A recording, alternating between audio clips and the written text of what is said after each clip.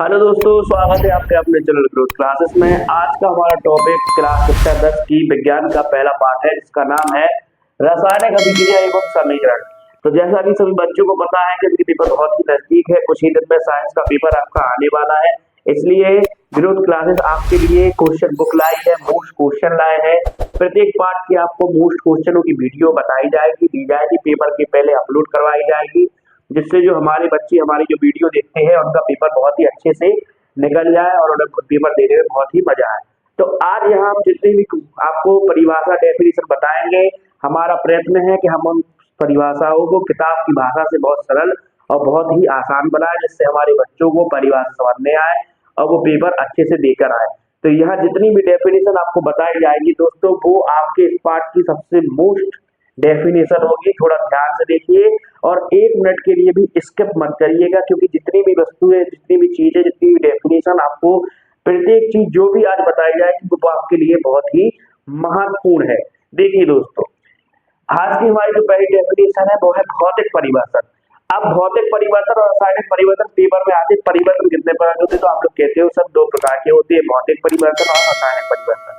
तो भौतिक परिवर्तन की जो डेफिनेशन होती है वो होती कैसी है।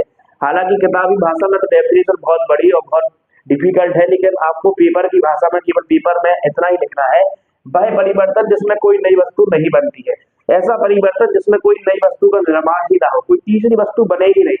ठीक है दोस्तों, वस्तु के केवल भौतिक गुण में ही परिवर्तन हो, रासायनिक गुण में कोई परिवर्तन ना हो। भौतिक गुण ही बदल सकते हैं वस्तु के, केवल रासायनिक गुण ना बदले, ऐसे परिवर्तन को हम लोग भौतिक परिवर्तन कहते हैं। देखिए भाई, परिवर्तन जिसमें कोई नई वस्तु नहीं बनती है, वस्तु के केवल भौतिक गुण जैसे रंग, आकार या आकृति बदल जाती है। वस्तु का रंग बदल जाएगा, वस्तु की आकृति बदल जाएगी, वस्तु का आकार भी बदल जाएगा, लेकिन क्या कोई नई वस्तु का निर्माण नहीं होगा दोस्तों। ऐसे परिवर्तन को हम लोग भौतिक परिवर्तन कहते हैं। ठीक है, जैसे कि शक्कर तथा नमक का जल में घुलना। शक्कर और नमक को जल में घोल देते हो दोस्तों, तो क्या है कि शक्कर और नमक जल में घुल जाती है तो गायब हो जाती है, हमें दिखती नहीं है। ठीक, तो यानी उसका आकार और आकृति बदल जाती है। बिजली के बल्ब का जलना बुझना, बिजली के बल्ब को जलना बुझना भी किसके परिवर्तन के अंतर्गत आता है दोस्तों?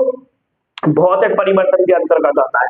देखिए कितनी आसान परिभाषा है, आपको केवल इतना याद करना है।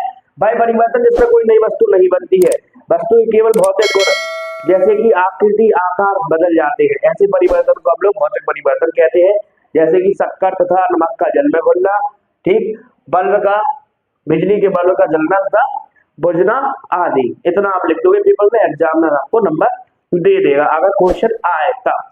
अब आपका अगली जो अगली डेफिनेशन है आपकी, वो है रासायनिक परिवर्तन। रासायनिक परिवर्तन की डेफिनेशन भी हमने आपको सरल दी है दोस्तों। देखिए भाई, परिवर्तन जिसमें कोई पदार्थ अन्य पदार्थ से मिलकर एक नया पदार्थ बनाता है।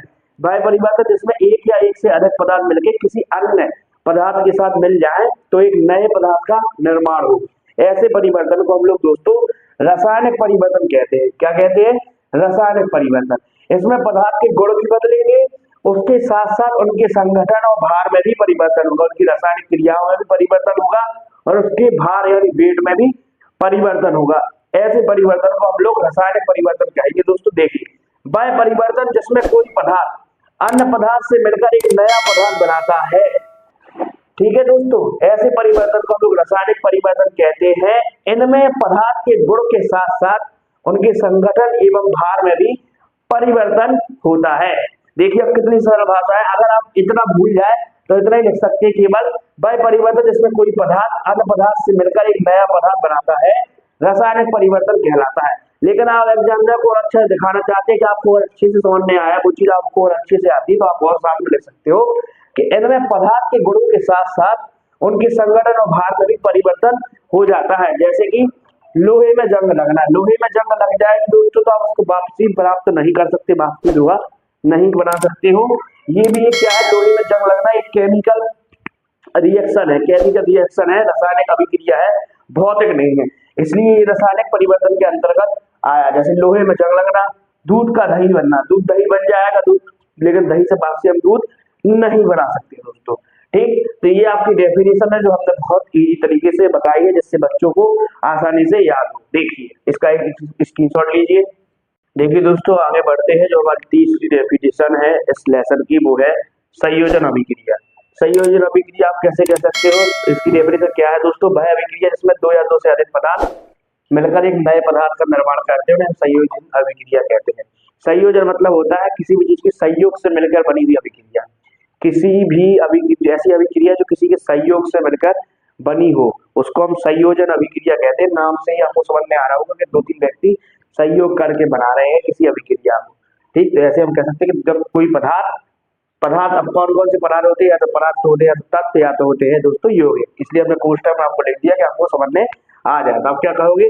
संयोजन अभिक्रिया, इसकी डेफिनेशन आप पेपर में लिखोगे, वह अभिक्रिया जिसमें दो या दो से अधिक पदार्थ मिलकर एक नए पदार्थ का निर्माण करते हैं, ऐसी अभिक्रिया को हम लोग संयोजन अभिक्रिया कहते हैं।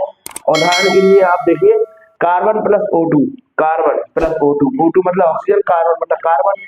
जब रिएक्शन होगी तो क्या बनेगा दोस्तों? Carbon dioxide. Carbon plus O2 की रिएक्शन होने पे क्या बनता है? अभिक्रिया होने पे बनता है कार्बन डाइऑक्साइड। तो अब यहाँ से भी देख लीजिए कि जब दो या दो से अधिक पदार्थ मिलकर एक नए पदार्थ का निर्माण कर रहे हैं, एक नए तत्व का निर्माण कर रहे हैं, ठीक दोस्तों, तो ऐसे ही यौगिक को सॉरी ऐसी अभिक्रिया को हम लोग संयोजन अभिक्रिया कहते हैं। अब आप इसको और डिटेल में लिखना चाहते हैं तो आप लिख सकते हैं, कोयला वायु में जलकर कार्बन डाइऑक्साइड गैस बनाता है। ठीक है दोस्तों, carbon plus O2 carbon dioxide gas कब बनाता है? जब हम किसी कोयले को जलाते हैं, वो भी किसमें? वायु में, वातावरण के संपर्क में जलाते हैं। जैसे हम कोयले को बाहर जलाएं, घर के बाहर जलाएं, या वायु के संपर्क में कहीं भी जलाएं, घर के अंदर कहीं भी, तो क्या होगा? कार्बन डाइऑक्साइड गैस बनती है। क्या बनता है? कार्बन डाइऑक्साइड गैस बनती है। ठीक दोस्तों, चौथी जो हमारी अभिक्रिया है वो है वियोजन। वियोजन का मतलब होता है किसी भी चीज का अलग होना। संयोजन का मतलब होता है एक होना, वियोजन का मतलब होता है अलग होना। तो हम कह सकते हैं जब कोई पदार्थ अलग होकर दो या दो से अधिक नए पदार्थ बनाते हैं उन्हें वियोजन अभिक्रिया कहते हैं। जब कोई पदार्थ अलग होकर, जब कोई पदार्थ एक है, मान लीजिए कोई पदार्थ एक है और वो अलग हो जाए, अलग होने के बाद दो या दो से अधिक तत्वों में वह विखंडित हो जाए, यानी दो या दो से अधिक नए नए तत्व बना ले या नए नए पदार्थ बना ले, तो हम वियोजन अभिक्रिया कहते हैं। लेकिन आप लिखने की भाषा केवल इतना लिखोगे कि जब कोई पदार्थ अलग होकर दो या दो से अधिक नए पदार्थ बनाते हैं उन्हें हम वियोजन अभिक्रिया कहते हैं।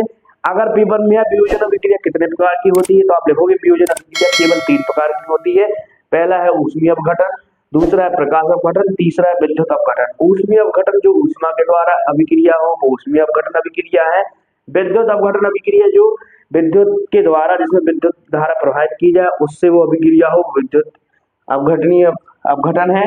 फिर है प्रकाश अपघटन, जो प्रकाश की किरणों के सामने या प्रकाश के सामने, प्रकाश की किरणों के सामने या प्रकाश के सामने अभिक्रिया की जाए उसको हम लोग प्रकाश अपघटन अभिक्रिया कहते हैं।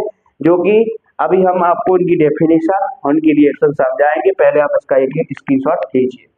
आगे बढ़े दोस्तों, देखिए आपकी हेडिंग है जो हमने आपको बताया वियोजन अभिक्रिया तीन प्रकार की। सबसे पहला है ऊष्मीय अपघटन। ऊष्मीय अपघटन की डेफिनेशन क्या है दोस्तों? वह अभिक्रिया जिसमें यौगिक ऊष्मा के द्वारा दो या दो से अधिक सरल पदार्थों में अपघटित हो जाए। अपघटित होने का मतलब अलग हो जाए। ऐसा यौगिक जो ऊष्मा के ताप के द्वारा, जिसमें जो अभिक्रिया हो वो ऊष्मा के द्वारा हो। किसके द्वारा हो दोस्तों? ऊष्मा के द्वारा हो, और वो दो या दो से अधिक पदार्थों में अलग हो जाए या अपघटित हो जाता है, उसे ऊष्मीय अपघटन कहते हैं। क्या कहते हैं? ऊष्मीय अपघटन। जैसे कि CaCO3, ये आपका एक फॉर्मूला हो गया CaCO3, जिसका नाम है कैल्शियम कार्बोनेट।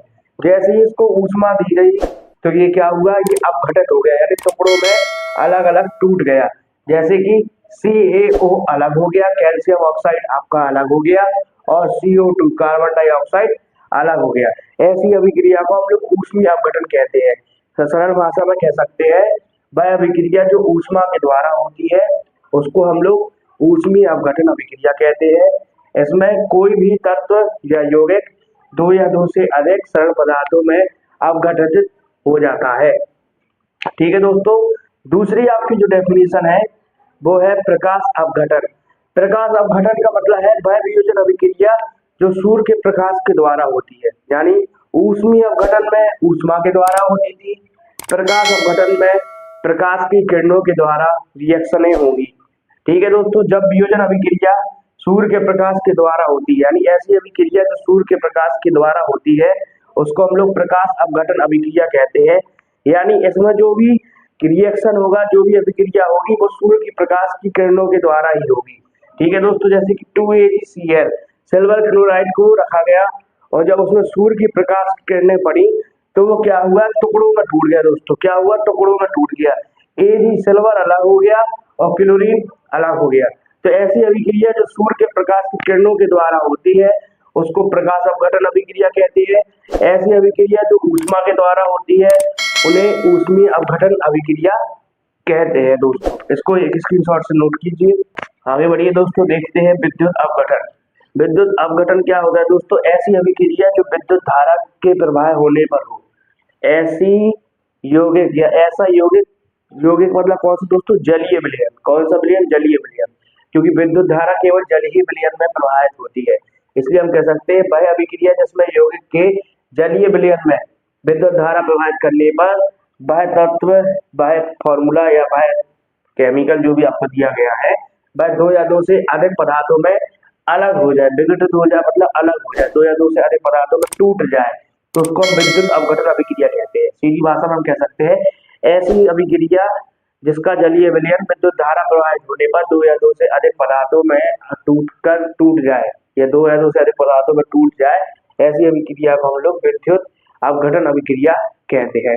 जैसे कि 2H2O। अब देखो H2O क्या है दोस्तों, जल है, तो यह एक जलीय विलयन है।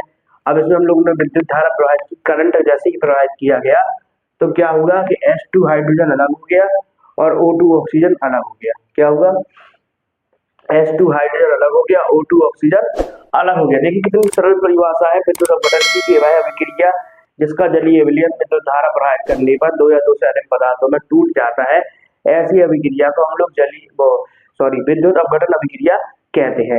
उदाहरण हमने आपको बता दिया 2H2O, कितना सरल उदाहरण दिया हमने आपके लिए। 2H2O रिएक्शन होने पर इसमें विद्युत धारा प्रवाहित की गई तो क्या हुआ कि H2 अलग हो गया, हाइड्रोजन अलग हो गया और O2 ऑक्सीजन अलग हो गया, 2H2 प्लस O2।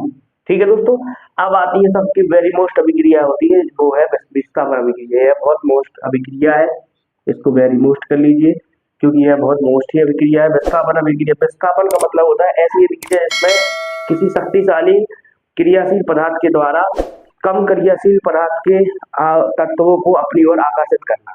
ठीक है दोस्तों, हम सरल भाषा में कह सकते हैं कि किसी अधिक क्रियाशील तत्व के द्वारा किसी कम क्रियाशील तत्वों के पदार्थों को अपनी ओर आकर्षित कर कर अपने में सम्मिलित कर लेना विस्थापन अभिक्रिया कहलाती है। जैसे कि समझिए वह अभिक्रिया जिसमें एक अभिकारक, यानी जिसमें एक केमिकल रिएक्शन, एक तत्व, ठीक है, किसी दूसरे तत्व को विस्थापित कर देता है, यानी दूसरे तत्व से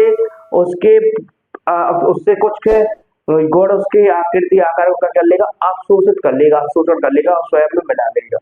तो ऐसी अभिक्रिया को हम लोग विस्थापन अभिक्रिया कहते हैं। सरल डेफिनेशन केवल यही है, वह अभिक्रिया जिसमें एक अभिकारक का भाग दूसरे अभिकारक द्वारा विस्थापित हो जाता है। विस्थापित मतलब स्वयं में अवशोषित कर लिया जाता है। जैसे कि CuSO4, तो देखिए कि यहाँ Cu के साथ SO4 है, कॉपर सल्फेट, ठीक है दोस्तों, प्लस Fe आयरन। अब जो आयरन होता है वो कॉपर से अधिक क्रियाशील होता है दोस्तों। क्या होता है, कॉपर से अधिक क्रियाशील होता है, इसलिए वो क्या करेगा कि Fe को, SO4 को अपनी ओर खींच लेगा, जबकि कॉपर उसको अपनी ओर नहीं खींच पाए क्योंकि इनकी चुंबकीय शक्ति इनसे ज्यादा होगी, तो ये इन्हें अपनी ओर खींच लेगा। तो जब रिएक्शन होगी तो FeSO4 बनेगा दोस्तों। क्या बनेगा, FeSO4। देखिए आयरन ने SO4 सल्फेट को अपनी ओर क्या किया, आकर्षित कर लिया, खींच लिया, अपने मिक्स कर लिया, तो नाम हो गया फेरस सल्फेट प्लस। अब यहाँ CuSO4 बेचारा साथ में था, ये इनके द्वारा ले लिया गया क्योंकि ये अधिक क्रियाशील थे और ये कम क्रियाशील, तो ये अकेला बचा Cu कॉपर। तो ऐसी अभिक्रिया को ही हम लोग विस्थापन अभिक्रिया कहते हैं, जिसमें किसी तत्व के साथ कोई तत्व जुड़ा है और कोई तीसरा अधिक क्रियाशील वाला तत्व उस तत्व को अपनी ओर खींचकर अपने में सम्मिलित कर ले, तो ऐसी अभिक्रिया को हम लोग विस्थापन अभिक्रिया कहते हैं। सरल डेफिनेशन इसलिए हमने आपको लिखा है दोस्तों कि वह अभिक्रिया इसमें एक अभिकारक का भाग दूसरे अभिकारक द्वारा विस्थापित हो जाता है, यानी अपने में अवशोषित कर लिया जाता है, सम्मिलित कर लिया जाता है, तो ऐसी अभिक्रिया को हम लोग विस्थापन अभिक्रिया कहते हैं। इसका एक स्क्रीनशॉट लीजिए। चलिए आगे बढ़िए दोस्तों, देखिए द्विविस्थापन अभिक्रिया। द्विविस्थापन अभिक्रिया क्या होती है, वह अभिक्रिया जिसमें दो अलग अलग पदार्थ परमाणुओं के समूह का आपस में आदान प्रदान हो। मतलब ये अभिक्रिया इसमें क्या हो, दोनों तरफ आपको ले ले और उनमें क्या हो, आपस में एक दूसरे से सम्मिलित हो जाए, एक दूसरे के पास जाकर जुड़ जाए, तो ऐसी अभिक्रिया को हम लोग द्विविस्थापन अभिक्रिया कहते हैं। जैसे कि देखिए AgNO3 प्लस KCl, तो यहाँ पे क्या होगा कि NO3 और Cl के बीच में आदान प्रदान हो जाएगा, ये लोग क्या करेंगे, एक दूसरे के पास अपने अपने परमाणुओं को सम्मिलित कर देंगे। तो क्या होगा कि AgCl हो जाएगा प्लस KNO3 हो जाएगा। देखिए silver nitrate plus potassium chloride reaction होने पे क्या होगा, सिल्वर के साथ क्लोरीन जुड़ जाएगा तो हो जाएगा सिल्वर सिल्वर क्लोराइड प्लस फिर क्या होगा के साथ नाइट्रेट हो जाएगा तो हो जाएगा पोटेशियम नाइट्रेट। ठीक है दोस्तों, अब आपकी अगली अभिक्रिया है वह है ऑक्सीकरण या अपचयन अभिक्रिया।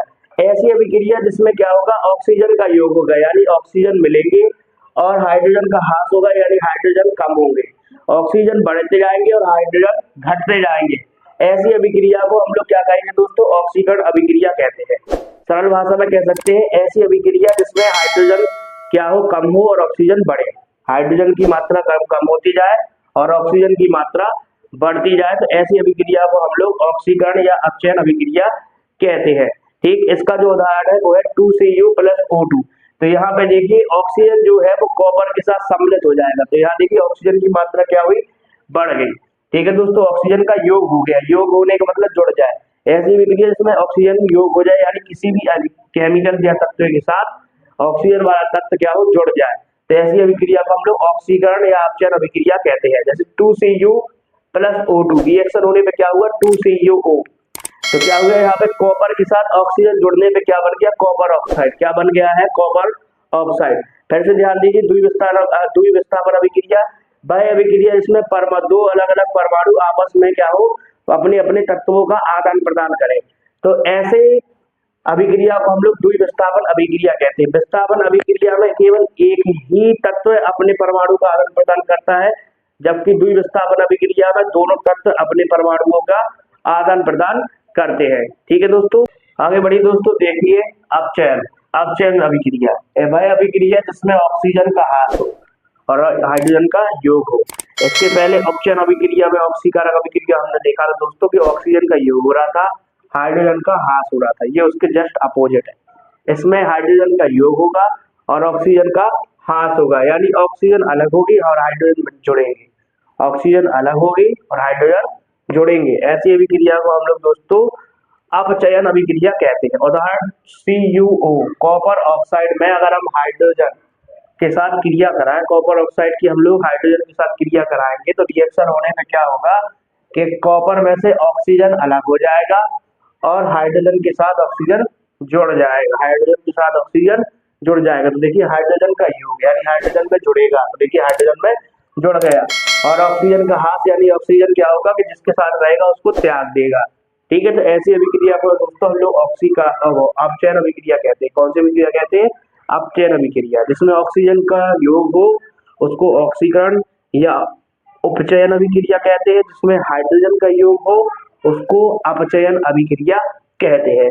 अब सबसे मोस्ट अभिक्रिया है दोस्तों आपकी, जिसको हम लोग वेरी मोस्ट भी कह सकते हैं, आपकी है रेडॉक्स अभिक्रिया। कौन सी अभिक्रिया दोस्तों, रेडॉक्स अभिक्रिया। ऐसी अभिक्रिया जिसमें उपचयन तथा अपचयन यानी ऑक्सीकरण तथा अपचयन दोनों प्रकार की अभिक्रिया हो, वो भी एक ही साथ में, तो ऐसी अभिक्रिया को हम लोग रेडॉक्स अभिक्रिया कहते हैं। ऑक्सीकरण में और अपचयन दोनों की क्रिया जिस अभिक्रिया में एक साथ हो वैसी अभिक्रिया को लोग रेडॉक्स अभिक्रिया कहते हैं। यानी इसमें ऑक्सीजन का ह्रास भी होगा, ऑक्सीजन का योग भी होगा, हाइड्रोजन का ह्रास भी होगा, हाइड्रोजन का योग भी होगा, तो ऐसी अभिक्रिया को हम लोग रेडॉक्स अभिक्रिया कहते हैं। उदाहरण देखिए जैसे CuO में क्या है, CuO यानी कॉपर ऑक्साइड का यदि हम हाइड्रोजन के साथ क्या करें, रिएक्शन कराएं तो कॉपर अलग हो जाएगा और हाइड्रोजन के साथ ऑक्सीजन जुड़ जाएगा। तो यहाँ देखिए क्या होगा कि CuO कॉपर ऑक्साइड में ऑक्सीजन ने त्याग दिया, अकेला क्या बचा, कॉपर, तो ऑक्सीजन का क्या हो गया, ह्रास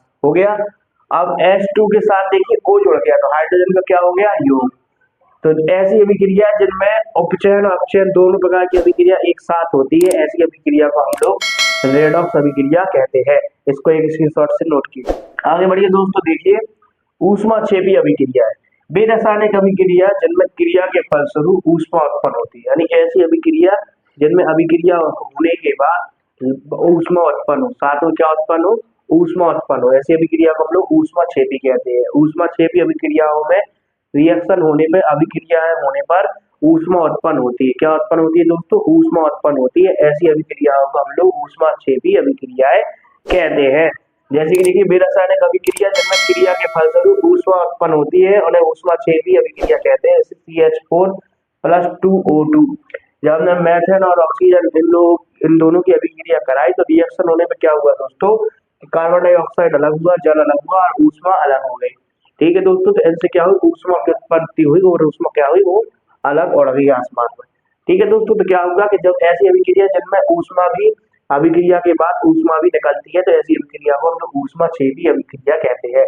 ऊष्माक्षेपी का जस्ट विपरीत होता है ऊष्मा शोषी। इसमें क्या होता है, ऊष्मा अवशोषित की जाती है, ऊष्मा के द्वारा ही अभिक्रिया हो सकती है। देखिए दोस्तों, जैसे हमने 2H2O जल को ऊष्मा के साथ अभिक्रिया कराई तो क्या हुआ कि 2Hg मरकरी अलग हो गया प्लस O2 ऑक्सीजन अलग हो गया। जब हमने 2H2O जल को ऊष्मा के साथ अभिक्रिया कराई दोस्तों 2Hg और मरकरी अलग हो गई और ऑक्सीजन अलग हो गया। ठीक है दोस्तों, ऐसी अभिक्रिया जिसमें हम लोग ऊष्मा के साथ अभिक्रिया कराते हैं उसको हम लोग ऊष्मा शोषी अभिक्रिया कहते हैं। शोषी का मतलब होता है किसी भी चीज को सोखना। ठीक है, तो ऊष्मा शोषी अभिक्रिया कौन सी अभिक्रिया है, बेरासायनिक अभिक्रिया जिनमें ऊष्मा का अवशोषण होता है यानी ऊष्मा ली जाती है, ऐसी अभिक्रिया को हम लोग ऊष्मा शोषी अभिक्रिया कहते हैं।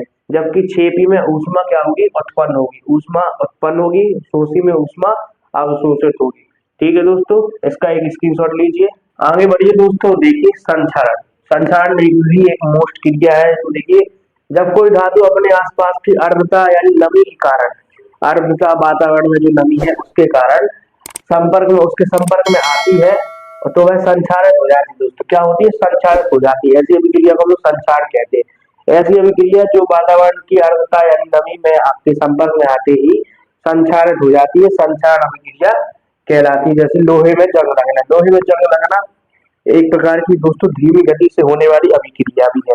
हम कह सकते हैं कि धीमी गति, सबसे धीमी गति से होने वाली अभिक्रिया कौन सी है, तो लोहे में जंग लगना। आप देखते हैं कि लोहे को हम बाहर रख देते हैं या कहीं भी खुले स्थान पर रख देते हैं तो उसमें क्या है, हाल जंग नहीं लगती, सालों सालों बीत जाते हैं, धीरे धीरे जब उसमें जंग लगना शुरू होती है और वह धीरे धीरे खोखली होती जाती है और बहुत धीरे धीरे धीरे धीरे होते हुए कई पीढ़ियां कई साल बीत जाएंगे जब जाके पूरे लोहा में जंग लग पाएगी दोस्तों। ठीक, तो क्या है संक्षारण, क्या है, जब कोई पदार्थ या वस्तु जो हमें दी गई हो वो आर्द्रता यानी वातावरण की नमी में आए और संक्षारित हो जाए तो ऐसे अभिक्रिया को हम लोग संक्षारण अभिक्रिया कहते हैं। जैसे लोहे में जंग लगना, चांदी के ऊपर काली परत। आप देखते हैं चांदी की चीजें होती है और धीरे धीरे धीरे धीरे जब आप नहाने धोते हैं, कहीं खसते हैं, घूमते फिरते हैं तो धीरे धीरे धीरे 6 महीने साल भर बाद उसमें क्या होता है, काली काली परत यानी काली काली परत चढ़ने लगती है चांदी के ऊपर है। और दूसरा क्या है दोस्तों, तांबे के ऊपर हरी परत चढ़ना है। ऐसे ही तांबे के साथ होता है, तांबे के ऊपर भी हरी कलर की परत चढ़ने लगती है। तो ऐसी अभिक्रिया को दोस्तों हम लोग संक्षारण अभिक्रिया कहते हैं। आपकी अगली परिभाषा है अपचायक अभिक्रिया। कौन सी अभिक्रिया दोस्तों, अपचायक अभिक्रिया। अपचायक वह पदार्थ है किसी भी अभिक्रिया में इलेक्ट्रॉन पर्याप्त है यानी जिसमें इलेक्ट्रॉन की कमी हो, ऐसी अभिक्रिया को हम लोग दोस्तों अपचायक अभिक्रिया कहते हैं। जैसे 2Fe, यहाँ पे आपके पास 3 इलेक्ट्रॉन है, कितने इलेक्ट्रॉन है, 3 इलेक्ट्रॉन है और 2 आई। ठीक है दोस्तों, तो यहाँ पे क्या होगा, 3 इलेक्ट्रॉनों में से 1 इलेक्ट्रॉन त्याग कर यहाँ चला जाएगा और यहाँ पे देखिए 2 इलेक्ट्रॉन हो गए, 3 से यहाँ कितने इलेक्ट्रॉन हो गए, 2 इलेक्ट्रॉन हो गए।